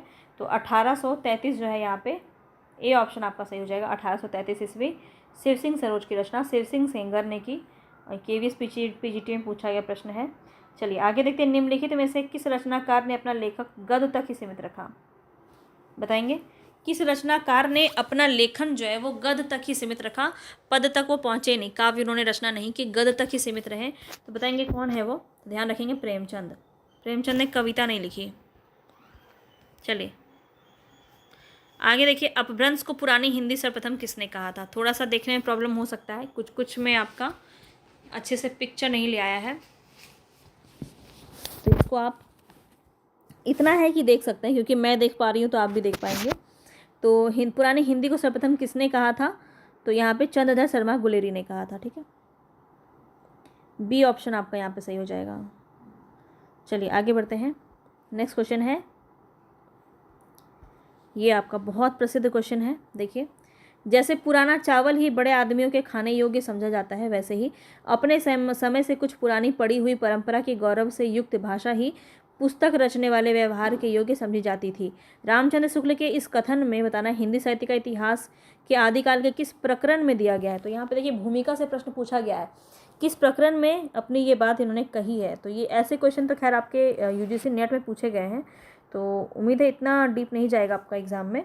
फिर भी आप देख लीजिए यहाँ पे प्रकरण 4, ठीक है, प्रकरण 4 में आपका ये पूछा गया है। डी ऑप्शन आपका यहाँ पे सही हो जाएगा। अब देखिए वीर गाथा काल की सीमा, अभी अभी मैंने आपको बताया है आदिकाल में वीर काल की सीमा क्या हो जाएगी। अब देखिए यहाँ पे ईस्वी में है, तो ये आपको ध्यान रखना है, ईस्वी में प्रश्न पूछा गया है। तो कितना हो जाएगा, 1000 ईस्वी से 1350 के कैसे आपको पता करना है। आपको तो याद है, पहला वाला याद है ना, विक्रमी संवत तो याद रहेगा आपको। तो विक्रमी संवत में आपको 57 बस माइनस कर देना है। 57 माइनस करेंगे तो ईस्वी में आंसर आ जाएगा, और ईस्वी में आंसर है और विक्रमी संवत में लाना है तो 57 को प्लस कर दीजिएगा, विक्रमी संवत में आंसर आ जाएगा। ठीक है, चलिए आगे देखते हैं। हिंदी शब्द सागर संपादित ग्रंथ बताएंगे। हिंदी शब्द सागर जो है ग्रंथ किसने संपादित किया है, यहाँ पे बताएंगे। राइट ऑप्शन क्या हो जाएगा, श्याम सुंदर दास ने। बी ऑप्शन आपका सही हो जाएगा। चलिए, हिंदी साहित्य की भूमिका पुस्तक के लेखक कौन है। हिंदी साहित्य पुस्तक की भूमिका के लेखक कौन है, हजारी प्रसाद द्विवेदी। यहाँ पे सारे ही दिए हुए हैं, ये तो आपने बहुत बार कर लिया है ना। इस्तेवा लाल तेतुर एंदो हिंदुस्तानी की रचना किसने की है, तो गारसादा दासी ने। चलिए आगे बढ़ते हैं। अब आपको उम्मीद दिख रहा होगा। तो ग्रियर्सन कृत the modern vernacular literature of northern Hindustan का हिंदी अनुवाद किसने किया, बहुत बार बता दिया आपको, याद हो गया होगा अब तक। तो ए ऑप्शन किशोरीलाल गुप्त। चलिए आगे बढ़ते हैं। आंग्ल भाषा में लिखा गया हिंदी साहित्य का इतिहास स्केच ऑफ हिंदी लिटरेचर के लेखक कौन है। आंग्ल भाषा में लिखा गया है स्केच ऑफ हिंदी लिटरेचर, इसके रचनाकार कौन है बताएंगे।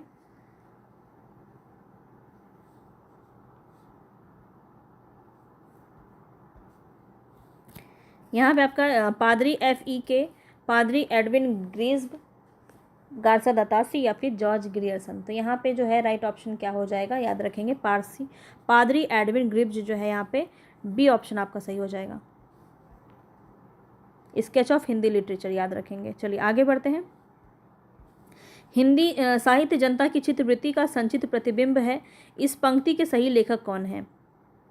इस पंक्ति के सही लेखक बताना है। ये पंक्ति काफ़ी ज़्यादा इंपॉर्टेंट है आपका, बहुत बार पूछा गया है। रामचंद्र शुक्ल का है, ये याद रखेंगे। ठीक है, 76 में आपका राइट ऑप्शन क्या हो जाएगा, सी। अब यहाँ पे देखिए कुछ आपके पंक्ति दिए गए हैं, ये पंक्ति काफ़ी पूछे जाते हैं। महावीर प्रसाद द्विवेदी के दिए गए हैं, बाबू गुलाब राय और प्रेमचंद के, ये भी आप ध्यान में रखेंगे। चलिए आगे बढ़ते हैं। नेक्स्ट क्वेश्चन है, हिंदी साहित्य के इतिहास को व्यवस्थित रूप देने का श्रेय किसको जाता है। व्यवस्थित रूप किसने दिया था, तो यहाँ पे आपको याद रखना है रामचंद्र शुक्ल ने। बी ऑप्शन बिल्कुल सही है। आगे बढ़ते हैं। नेक्स्ट क्वेश्चन है, भक्ति काल को पूर्व मध्यकाल किस आचार्य ने नाम दिया है। पूर्व मध्यकाल, उत्तर मध्यकाल, ये सब नाम किसने दिया है, तो मैं आपको पहले ही बता चुकी हूँ। यहाँ पे राइट ऑप्शन क्या हो जाएगा,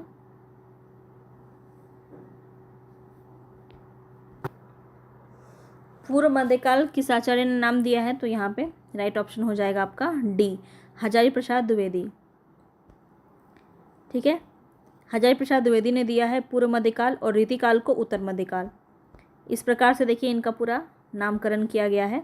आदिकाल, पूर्व मध्यकाल देखिए 1400 ईस्वी से 1700 ईस्वी, उत्तर मध्यकाल 1700 से 1900 ईस्वी, और आधुनिक काल 1900 से अब तक। ठीक है, इस प्रकार से इन्होंने विभाजन किया है। चलिए आगे बढ़ते हैं। मिस्र बंधुओं ने परिवर्तन काल की समय सीमा निर्धारित की है। परिवर्तन काल किसको कहते हैं, पहले तो आपको यही पता होना चाहिए। तो देखिए इन्होंने अलग अलग विक्रमी संवत में यहाँ पे प्रश्न पूछा जा रहा है, तो 1890 विक्रमी संवत से 1925 विक्रमी संवत जो है, ए ऑप्शन यहाँ पे आपका सही हो जाएगा। परिवर्तन काल की समय सीमा इन्होंने मानी है। इस प्रकार से इन्होंने पूरी रचनाएं, पूरे जो अपना काल विभाजन किया है, ये यहाँ पे आप देख सकते हैं। यहाँ पे कहा जाता है कि यह विभाजन भी असंगत है, क्योंकि इसमें पीछे हिंदी को पीछे ले जाकर अपभ्रंश काल को समाविष्ट कर दिया है। कालों के नामकरण एक जैसी पद्धति पर नहीं है तथा कालों की संख्या भी अधिक है, तो ये वैज्ञानिक नहीं है। इस प्रकार से इन्होंने परिवर्तन काल, आप यहाँ पर देखिए, अलंकृत काल के बाद इन्होंने परिवर्तन काल नाम दिया है, ठीक है, जो आपका रीति काल और वर्तमान काल के बीच में है।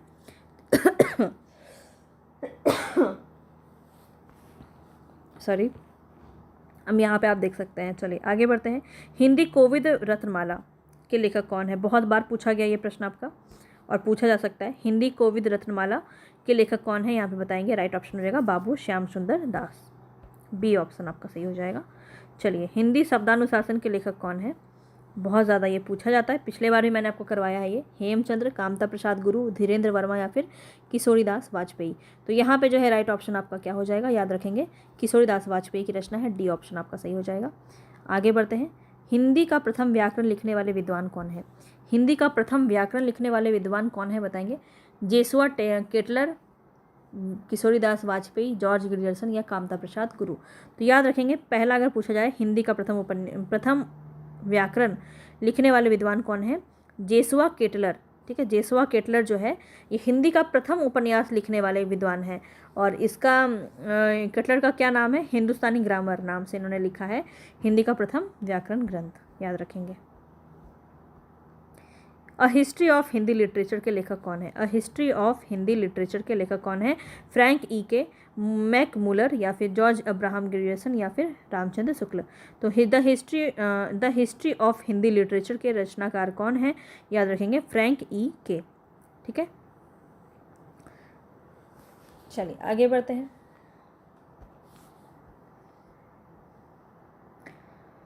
आचार्य रामचंद्र शुक्ल ने द्वितीय उत्थान का समय कब से कब तक माना है? यहाँ पे बताएंगे, द्वितीय उत्थान का समय कब से कब तक तय किया इन्होंने? तो 1893 से 1918, ए ऑप्शन यहाँ पे आपका सही हो जाएगा। चलिए आगे बढ़ते हैं। नेक्स्ट क्वेश्चन है यहाँ पे आपका, यद्यपि मैं खुद उर्दू का बहुत बड़ा पक्षपाती हूँ, लेकिन मेरे विचार में हिंदी को विभाषा या बोली कहना उचित नहीं। यह कथन किसका है? बहुत ही प्रसिद्ध कथन है, पूछा जाता है, याद रखेंगे, गारसदा तासी, यहाँ पे आपका बी ऑप्शन आपका सही हो जाएगा। तो उर्दू का पक्षपाती हूँ, ये सोच के आपको पता हो जाना चाहिए, क्योंकि इन्होंने अपनी रचनाओं में जो है 72 ही मात्र हिंदी कवियों का बारे में इन्होंने बात किया है, और बाकी जितने भी इन्होंने रचनाएँ की हैं, 700 कुछ था इनका, अभी तो याद ही नहीं आ रहा, तो 700 के लगभग था। तो उसमें सारे ही इन्होंने उर्दू के ही रचनाकार की बात इन्होंने की है। चलिए, फिर भी इन्होंने जो है हिंदी को विभाषा या बोली कहने से मना किया है। चलिए आगे बढ़ते हैं। नेक्स्ट क्वेश्चन है यहाँ पे आपका, आचार्य रामचंद्र शुक्ल ने प्रथम उत्थान का समय कब माना? तो ये तीनों उत्थान आपको देख लेना है, बहुत प्रसिद्ध है, और ये आपका अभी अभी आपने देखा है। तो यहाँ पे सी ऑप्शन आपका सही हो जाएगा, 1868 से 1893। चलिए, पुराने हिंदी ग्रंथ के लेखक कौन है? बार बार कर रहे हैं, काफ़ी इंपॉर्टेंट है, चंद्रदत्त शर्मा गुलेरी, ए ऑप्शन आपका सही हो जाएगा। और यहाँ पे तीनों के नाम दिए गए हैं, अन्य जो आपके ऑप्शन में है। चलिए, हिंदी साहित्य का दूसरा इतिहास किन्होंने लिख रहा है? तो पहला इतिहास तो बड़े बड़े लोगों ने लिखा, किन्होंने लिखा? बड़े बड़े लोगों ने लिखा। तो हिंदी साहित्य का दूसरा इतिहास कौन लिखेगा? बच्चों ने लिखा। बड़े लोगों ने लिख लिया पहला इतिहास, तो दूसरा इतिहास किसने लिखा? बच्चन सिंह ने। तो डी ऑप्शन यहाँ पे आपका सही हो जाएगा। बस आपको याद कराने के लिए कह रही हूँ, ताकि आपको चीज़ें याद हो जाए। चलिए आगे बढ़ते हैं। हिंदी साहित्य का आधा इतिहास, अब देखिए आधा इतिहास किसने लिखा है? तो आधार कला किसने माना था? आधार काल किसने माना था? अभी आपको बताया था, अवस्थी जी ने माना था और सुमन राजे ने माना था।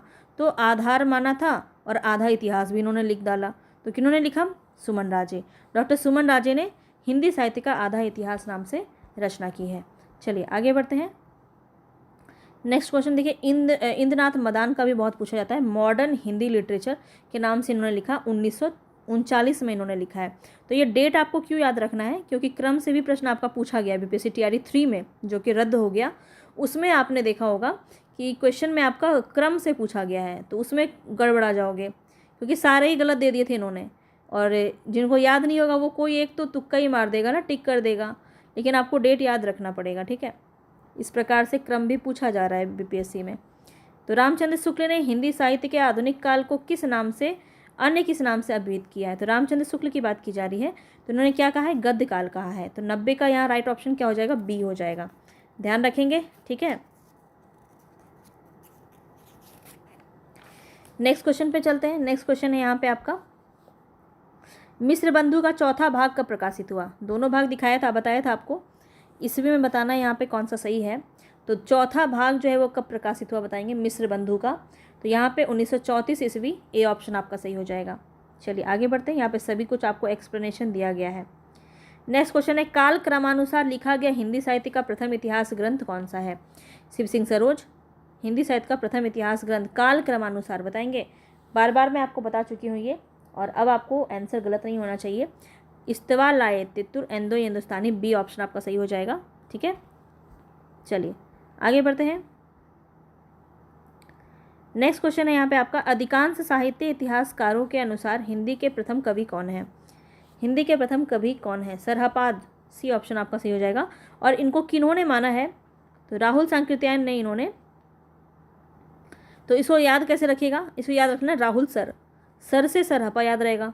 तो राहुल ने माना है हिंदी के प्रथम कवि सरहपा को, ये भी आपको ध्यान रखना है। सी ऑप्शन यहाँ पे आपका सही हो जाएगा। अब देखिए यहाँ पे जो है इसको देखना क्यों इंपॉर्टेंट है, क्योंकि आगे भी और भी बहुत सारे दिए हैं। तो सरहपा का दोहा कोश ग्रंथ है। और देखिए यहाँ पे शिव सिंह ने किसे माना है? पुष्पदंत या पुंड को।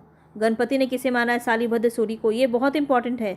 रामचंद्र शुक्ल ने चंद्रबरदाई को हिंदी का प्रथम कवि माना है। तो ये सभी आपको पता होना चाहिए। चलिए आगे बढ़ते हैं। नेक्स्ट क्वेश्चन है, हिंदी साहित्य के संदर्भ में गारसा दत्तासी किस रूप में उल्लेखित किया गया है? गारसा दत्तासी को काव्यकार के रूप में, निबंधकार के रूप में, समालोचक के रूप में या इतिहासकार के रूप में?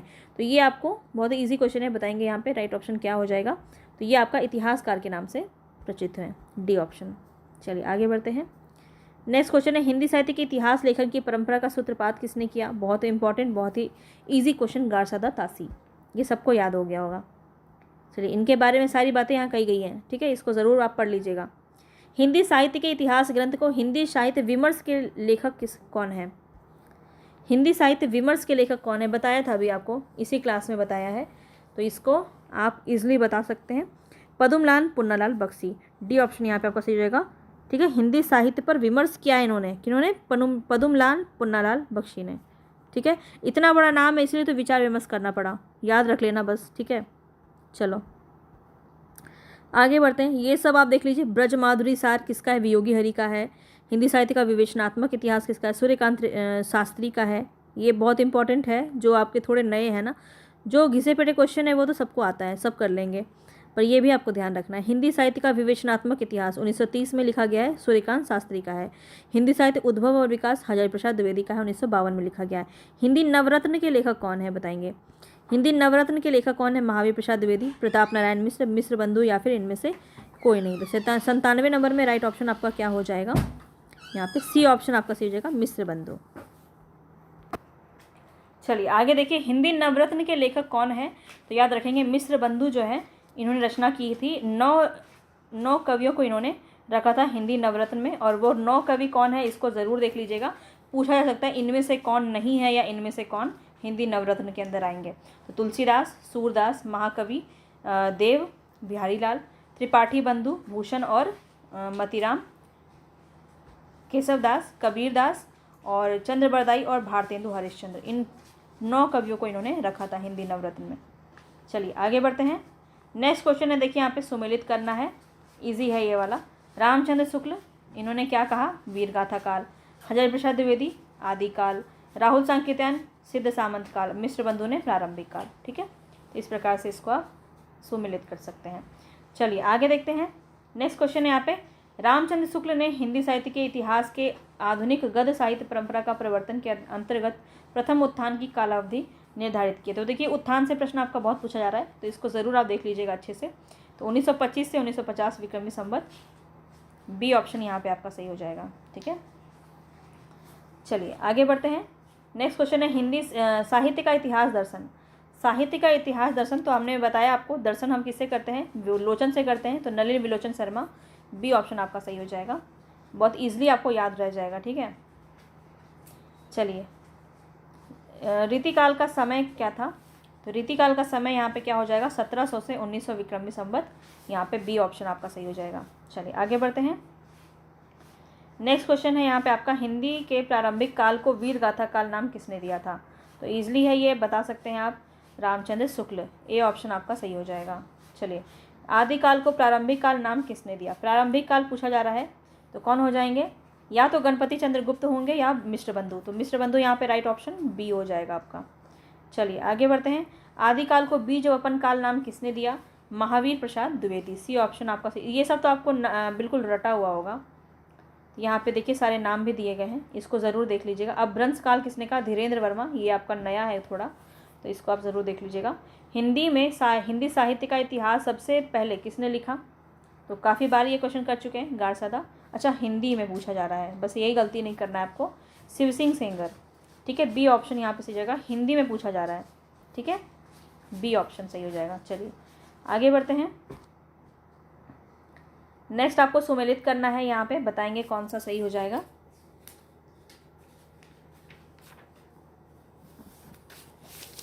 थोड़ा सा जल्दी जल्दी कर लेंगे। हिंदी साहित्य की भूमिका किसकी है? आचार्य हजारी प्रसाद द्विवेदी की है। आचार्य हजारी प्रसाद द्विवेदी की है। हिंदी साहित्य का आलोचनात्मक इतिहास किसका है? तो यहाँ पे याद रखेंगे ये रामकुमार वर्मा का है। उत्तर भारत की संत परंपरा, ये किसकी रचना है? परशुराम चतुर्वेदी की है। और हिंदी साहित्य का दूसरा इतिहास, ये बच्चन सिंह की है। पर आपको बताया था पहला इतिहास बड़ों ने लिखा, दूसरा इतिहास बच्चों ने लिखा। ठीक है, बच्चन सिंह याद रख लेंगे। और लक्ष्मी सागर वार्षणीय, ये इन्होंने क्या किया था, ये आपको मुझे कमेंट बॉक्स में बताना है। काफ़ी बार ये बता चुकी हूँ आपको। चलिए आगे बढ़ेंगे। काल क्रमानुसार बताना है कौन सा क्रम सही है। ये क्वेश्चन आपका डेफिनेटली पूछा जाएगा। तो यहाँ पे हजारी प्रसाद द्विवेदी, मिश्रबंधु, रामचंद्र शुक्ल, रामकुमार वर्मा। तो देखिए यहाँ पे ये तो आपका गलत है, डी ऑप्शन ही सही होगा। तो देखिए यहाँ पे दिया हुआ है डी ऑप्शन आपका सही है। ठीक है, पहले मिश्रबंधु, फिर रामचंद्र शुक्ल, फिर रामकुमार वर्मा, फिर हजारी प्रसाद द्विवेदी। ठीक है, इस तरह से आप देख सकते हैं। चलिए, पुराने हिंदी नामकरण किसने दिया? ये सब तो अब करना ही नहीं है। चंद्रधर शर्मा गुलेरी, डी ऑप्शन आपका सही हो जाएगा। आगे देखिए, फिर से आपको यहाँ पे सुमेलित करना है। हिंदी साहित्य का नया इतिहास बताएंगे किसने लिखा। ये थोड़ा सा अब नया है। और नया किसने लिखा? राम खेलावन पांडे। राम खेलावन पांडे कहाँ है?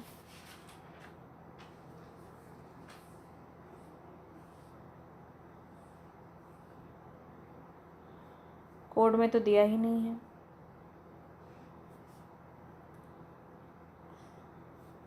चलिए बच्चन सिंह लगा लीजिए। 5th नंबर पर यहाँ पे जो है राम खिलावन पांडे होना चाहिए। हिंदी साहित्य का नया इतिहास जो है राम खिलावन पांडे की रचना है। ठीक है, हिंदी साहित्य का वैज्ञानिक इतिहास गणपति चंद्रगुप्त। आलोचनात्मक इतिहास किसका हो जाएगा? रामकुमार वर्मा का। और साहित्य संवेदना और विकास ये किसका हो जाएगा? तो रामस्वरूप चतुर्वेदी का। ठीक है, तो यहाँ पे आपका इस प्रकार से होना चाहिए। आप यहाँ पे देख सकते हैं नया इतिहास जो है राम खिलावन पांडे की रचना है। ठीक है, चलिए आगे बढ़ते हैं। नेक्स्ट क्वेश्चन है, आप यहाँ पे देखिए त्रुटि दिया हुआ है क्वेश्चन में, लेकिन यहाँ पे लिखा भी है राम खिलावन पांडे होना चाहिए। यूजीसी का ये क्वेश्चन है और यहाँ पे त्रुटि देखने को मिला क्वेश्चन में। आचार्य शुक्ल के अनुसार हिंदी साहित्य का आविर्भाव कब से माना जा सकता है? तो 110 नंबर पे हम पहुँच चुके हैं। यहाँ पे बताएंगे कौन सा आपका सही हो जाएगा। तो यहाँ पे देखिए प्राकृत के अंतिम अपभ्रंश अवस्था से।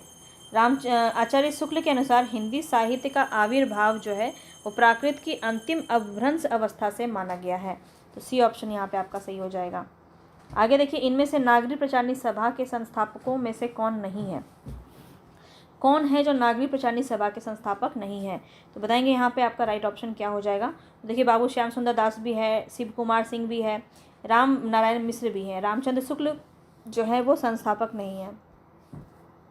डी ऑप्शन आपका सही हो जाएगा। चलिए आगे देखते हैं। नेक्स्ट क्वेश्चन है, साहित्य जन समूह के हृदय का विकास है, यह परिभाषा किसकी है? साहित्य जन समूह के हृदय का विकास है, तो ये जो आपकी परिभाषा है वो किसकी है? बालकृष्ण भट्ट की है। बी ऑप्शन आपका यहाँ पे सही हो जाएगा। बाकी भी यहाँ पे आपको दिया गया है, सभी लेखक के जो परिभाषाएं हैं इसको ज़रूर देख लीजिएगा। हिंदी नई चाल में ढली, ये बहुत ज़्यादा पूछा जाता है, भारतेंदु की है, ध्यान रखेंगे। चलिए, इस प्रकार का प्रश्न आपका देखने को मिला था किसमें? TRE 3 में। तो देखिए यहाँ पे आपको सबसे पहले कौन सा हो जाएगा, तो देखिए यहाँ पे सबसे पहले तो फ्रेंच में जो है कारसा ततासी ने लिखा था, सबसे पहले इन्हीं का आ जाएगा। इसके बाद शिव सिंह सेंगर, इसके बाद गिरियर्सन, इसके बाद आपका मिश्र बंधु विनोद। तो बी ऑप्शन आपका सही हो जाएगा। ठीक है, यहाँ पे आप देखिए डेट के साथ इसको देख सकते हैं, काफ़ी इंपॉर्टेंट है। ये आपका 2 भाग में था, 1839 में और 1847 में। कारसा ततासी का, शिव सिंह सेंगर का 1883 में, वर्नाकुलर लिटरेचर ऑफ हिंदुस्तान का 1888 में और मिश्र बंधु का 1913 में। ये डेट आपको याद रखना है, इंपॉर्टेंट है। भाषा काव्य संग्रह किसकी कृति है? भाषा काव्य संग्रह किसकी कृति है? महेश दत्त शुक्ल, रामचंद्र शुक्ल, देवी दत्त शुक्ल या फिर श्याम बिहारी शुक्ल मिश्र। तो यहाँ पे बताएंगे राइट ऑप्शन क्या हो जाएगा, महेश दत्त शुक्ल। ए ऑप्शन यहाँ पे आपका सही हो जाएगा। चलिए बाकी भी यहाँ पे आपको दे दिया गया है। हिंदी साहित्य का अतीत के लेखक कौन है? हिंदी साहित्य का अतीत किसका है ये? हिंदी साहित्य का अतीत तो याद रखेंगे विश्वनाथ प्रसाद मिश्र। विश्व में सबके कुछ ना कुछ अतीत होते हैं, तो इस प्रकार से इसको आप याद रख लीजिए। ठीक है, चलिए आगे बढ़ते हैं। यहाँ पे बाकी भी आपको दिया गया है। प्रकाशन वर्ष की दृष्टि से आपको बताना है कौन सा अनुक्रम सही है, और क्रम से क्वेश्चन आपका बहुत ज़्यादा अभी जो है देखने को मिल रहा है। तो यहाँ पे आपका देखेंगे कौन सा सही हो जाएगा। यहाँ पे पहला तो है हिंदी साहित्य का आधा इतिहास किसका है? आधा इतिहास तो आधार कला किसने माना था? इस तरह से मैंने आपको हिंट किया था, तो सुमन राजे ने माना था। देखिए ये आपका सुमन राजे तो आपके बहुत लास्ट में आई थी, 2003 में इन्होंने लिखा है, तो ये तो होगा नहीं। आगे देख लेते हैं। यहाँ पे देखिए ये क्रम से आपका पूछा जा रहा है, इसको मत देखो कि ये नेट का क्वेश्चन है तो हम नहीं करेंगे, तो क्रम से क्वेश्चन आपका पूछा जा रहा है तो ध्यान रखेंगे।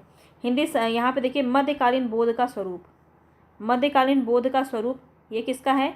हजारी प्रसाद द्विवेदी का है, 1970 में लिखा गया ये। ठीक है, फिर उसके बाद आ जाएगा हिंदी साहित्य और संवेदना का विकास, ये किसका है? रामस्वरूप चतुर्वेदी का, ये 1986 के समथिंग लिखा गया है। हिंदी साहित्य का दूसरा इतिहास ये बच्चन ने लिखा है 1996 में। इसके बाद हो जाएगा आपका हिंदी साहित्य का आधा इतिहास 2003 में सुमन राजे ने लिखा है। इस प्रकार से बी ऑप्शन आपका यहाँ पे सही हो जाएगा। ठीक है, यहाँ पे देखिए दिया हुआ है आपका, डेट भी दिया हुआ है, इसको याद कर लेंगे। चलिए हिंदी साहित्य का इतिहास भूमिका बताएंगे, ये किसका है? हिंदी साहित्य की इतिहास भूमिका ये किसका है? महावीर प्रसाद द्विवेदी, हजारी प्रसाद द्विवेदी, रामस्वरूप चतुर्वेदी या फिर मोहन अवस्थी। तो यहाँ पे आपका राइट ऑप्शन क्या हो जाएगा? हिंदी साहित्य की इतिहास भूमिका। तो यहाँ पे देखिए क्वेश्चन में गड़बड़ी है, क्योंकि इस नाम से किन्होंने भी नहीं लिखा है, किसी ने भी नहीं लिखा है। ठीक है, हिंदी साहित्य की इतिहास भूमिका नहीं लिखा गया, बल्कि हिंदी साहित्य की भूमिका ये लिखा गया है किसके द्वारा? हजारी प्रसाद द्विवेदी के द्वारा। ठीक है, तो यहाँ पे क्वेश्चन में गड़बड़ी है, बी ऑप्शन आपका सही हो जाएगा। ठीक है, बी ऑप्शन, यहाँ पे इतिहास नहीं होना चाहिए था, हिंदी साहित्य की भूमिका इनकी रचना है। तो देखिए यहाँ पे आपका दिया गया है कि देखिए किसी ने भी नहीं लिखा है, देख सकते हैं यहाँ पे आप, और इतिहास की भूमिका ये हजारी प्रसाद द्विवेदी की रचना है। उद्भव विकास और आदिकाल ये सभी इन्हीं की रचना है, और हिंदी साहित्य का संवेदना का विकास ये जो है रामस्वरूप चतुर्वेदी की है। चलिए आगे बढ़ते हैं। इतिहास ग्रंथ में सर्वप्रथम हिंदी साहित्य का काल विभाजन मिलता है, बताएंगे किस लेखक के इतिहास ग्रंथ में सर्वप्रथम हिंदी साहित्य का काल विभाजन मिलता है? तो यहाँ पे आपको याद रखना है हिंदी साहित्य का काल विभाजन सबसे पहले जॉर्ज ग्रियर्सन। ठीक है, जहाँ काल विभाजन की बात आ जाए तो जॉर्ज ग्रियर्सन सबसे पहले आ जाएंगे, और हिंदी में अगर बात की जाए तब शिव सिंह सरोज। चलिए आगे बढ़ते हैं। नेक्स्ट क्वेश्चन है यहाँ पे, इनमें से कौन सी रचना जिसे मूलतः हिंदी शब्द सागर की भूमिका के रूप में लिखा गया किंतु बाद में इसे स्वतंत्र ग्रंथ के भी बना दिया गया, तो वो किसकी रचना है? तो रामचंद्र शुक्ल की हिंदी साहित्य का इतिहास। तो सी ऑप्शन यहाँ पे जो है आपका बिल्कुल सही हो जाएगा।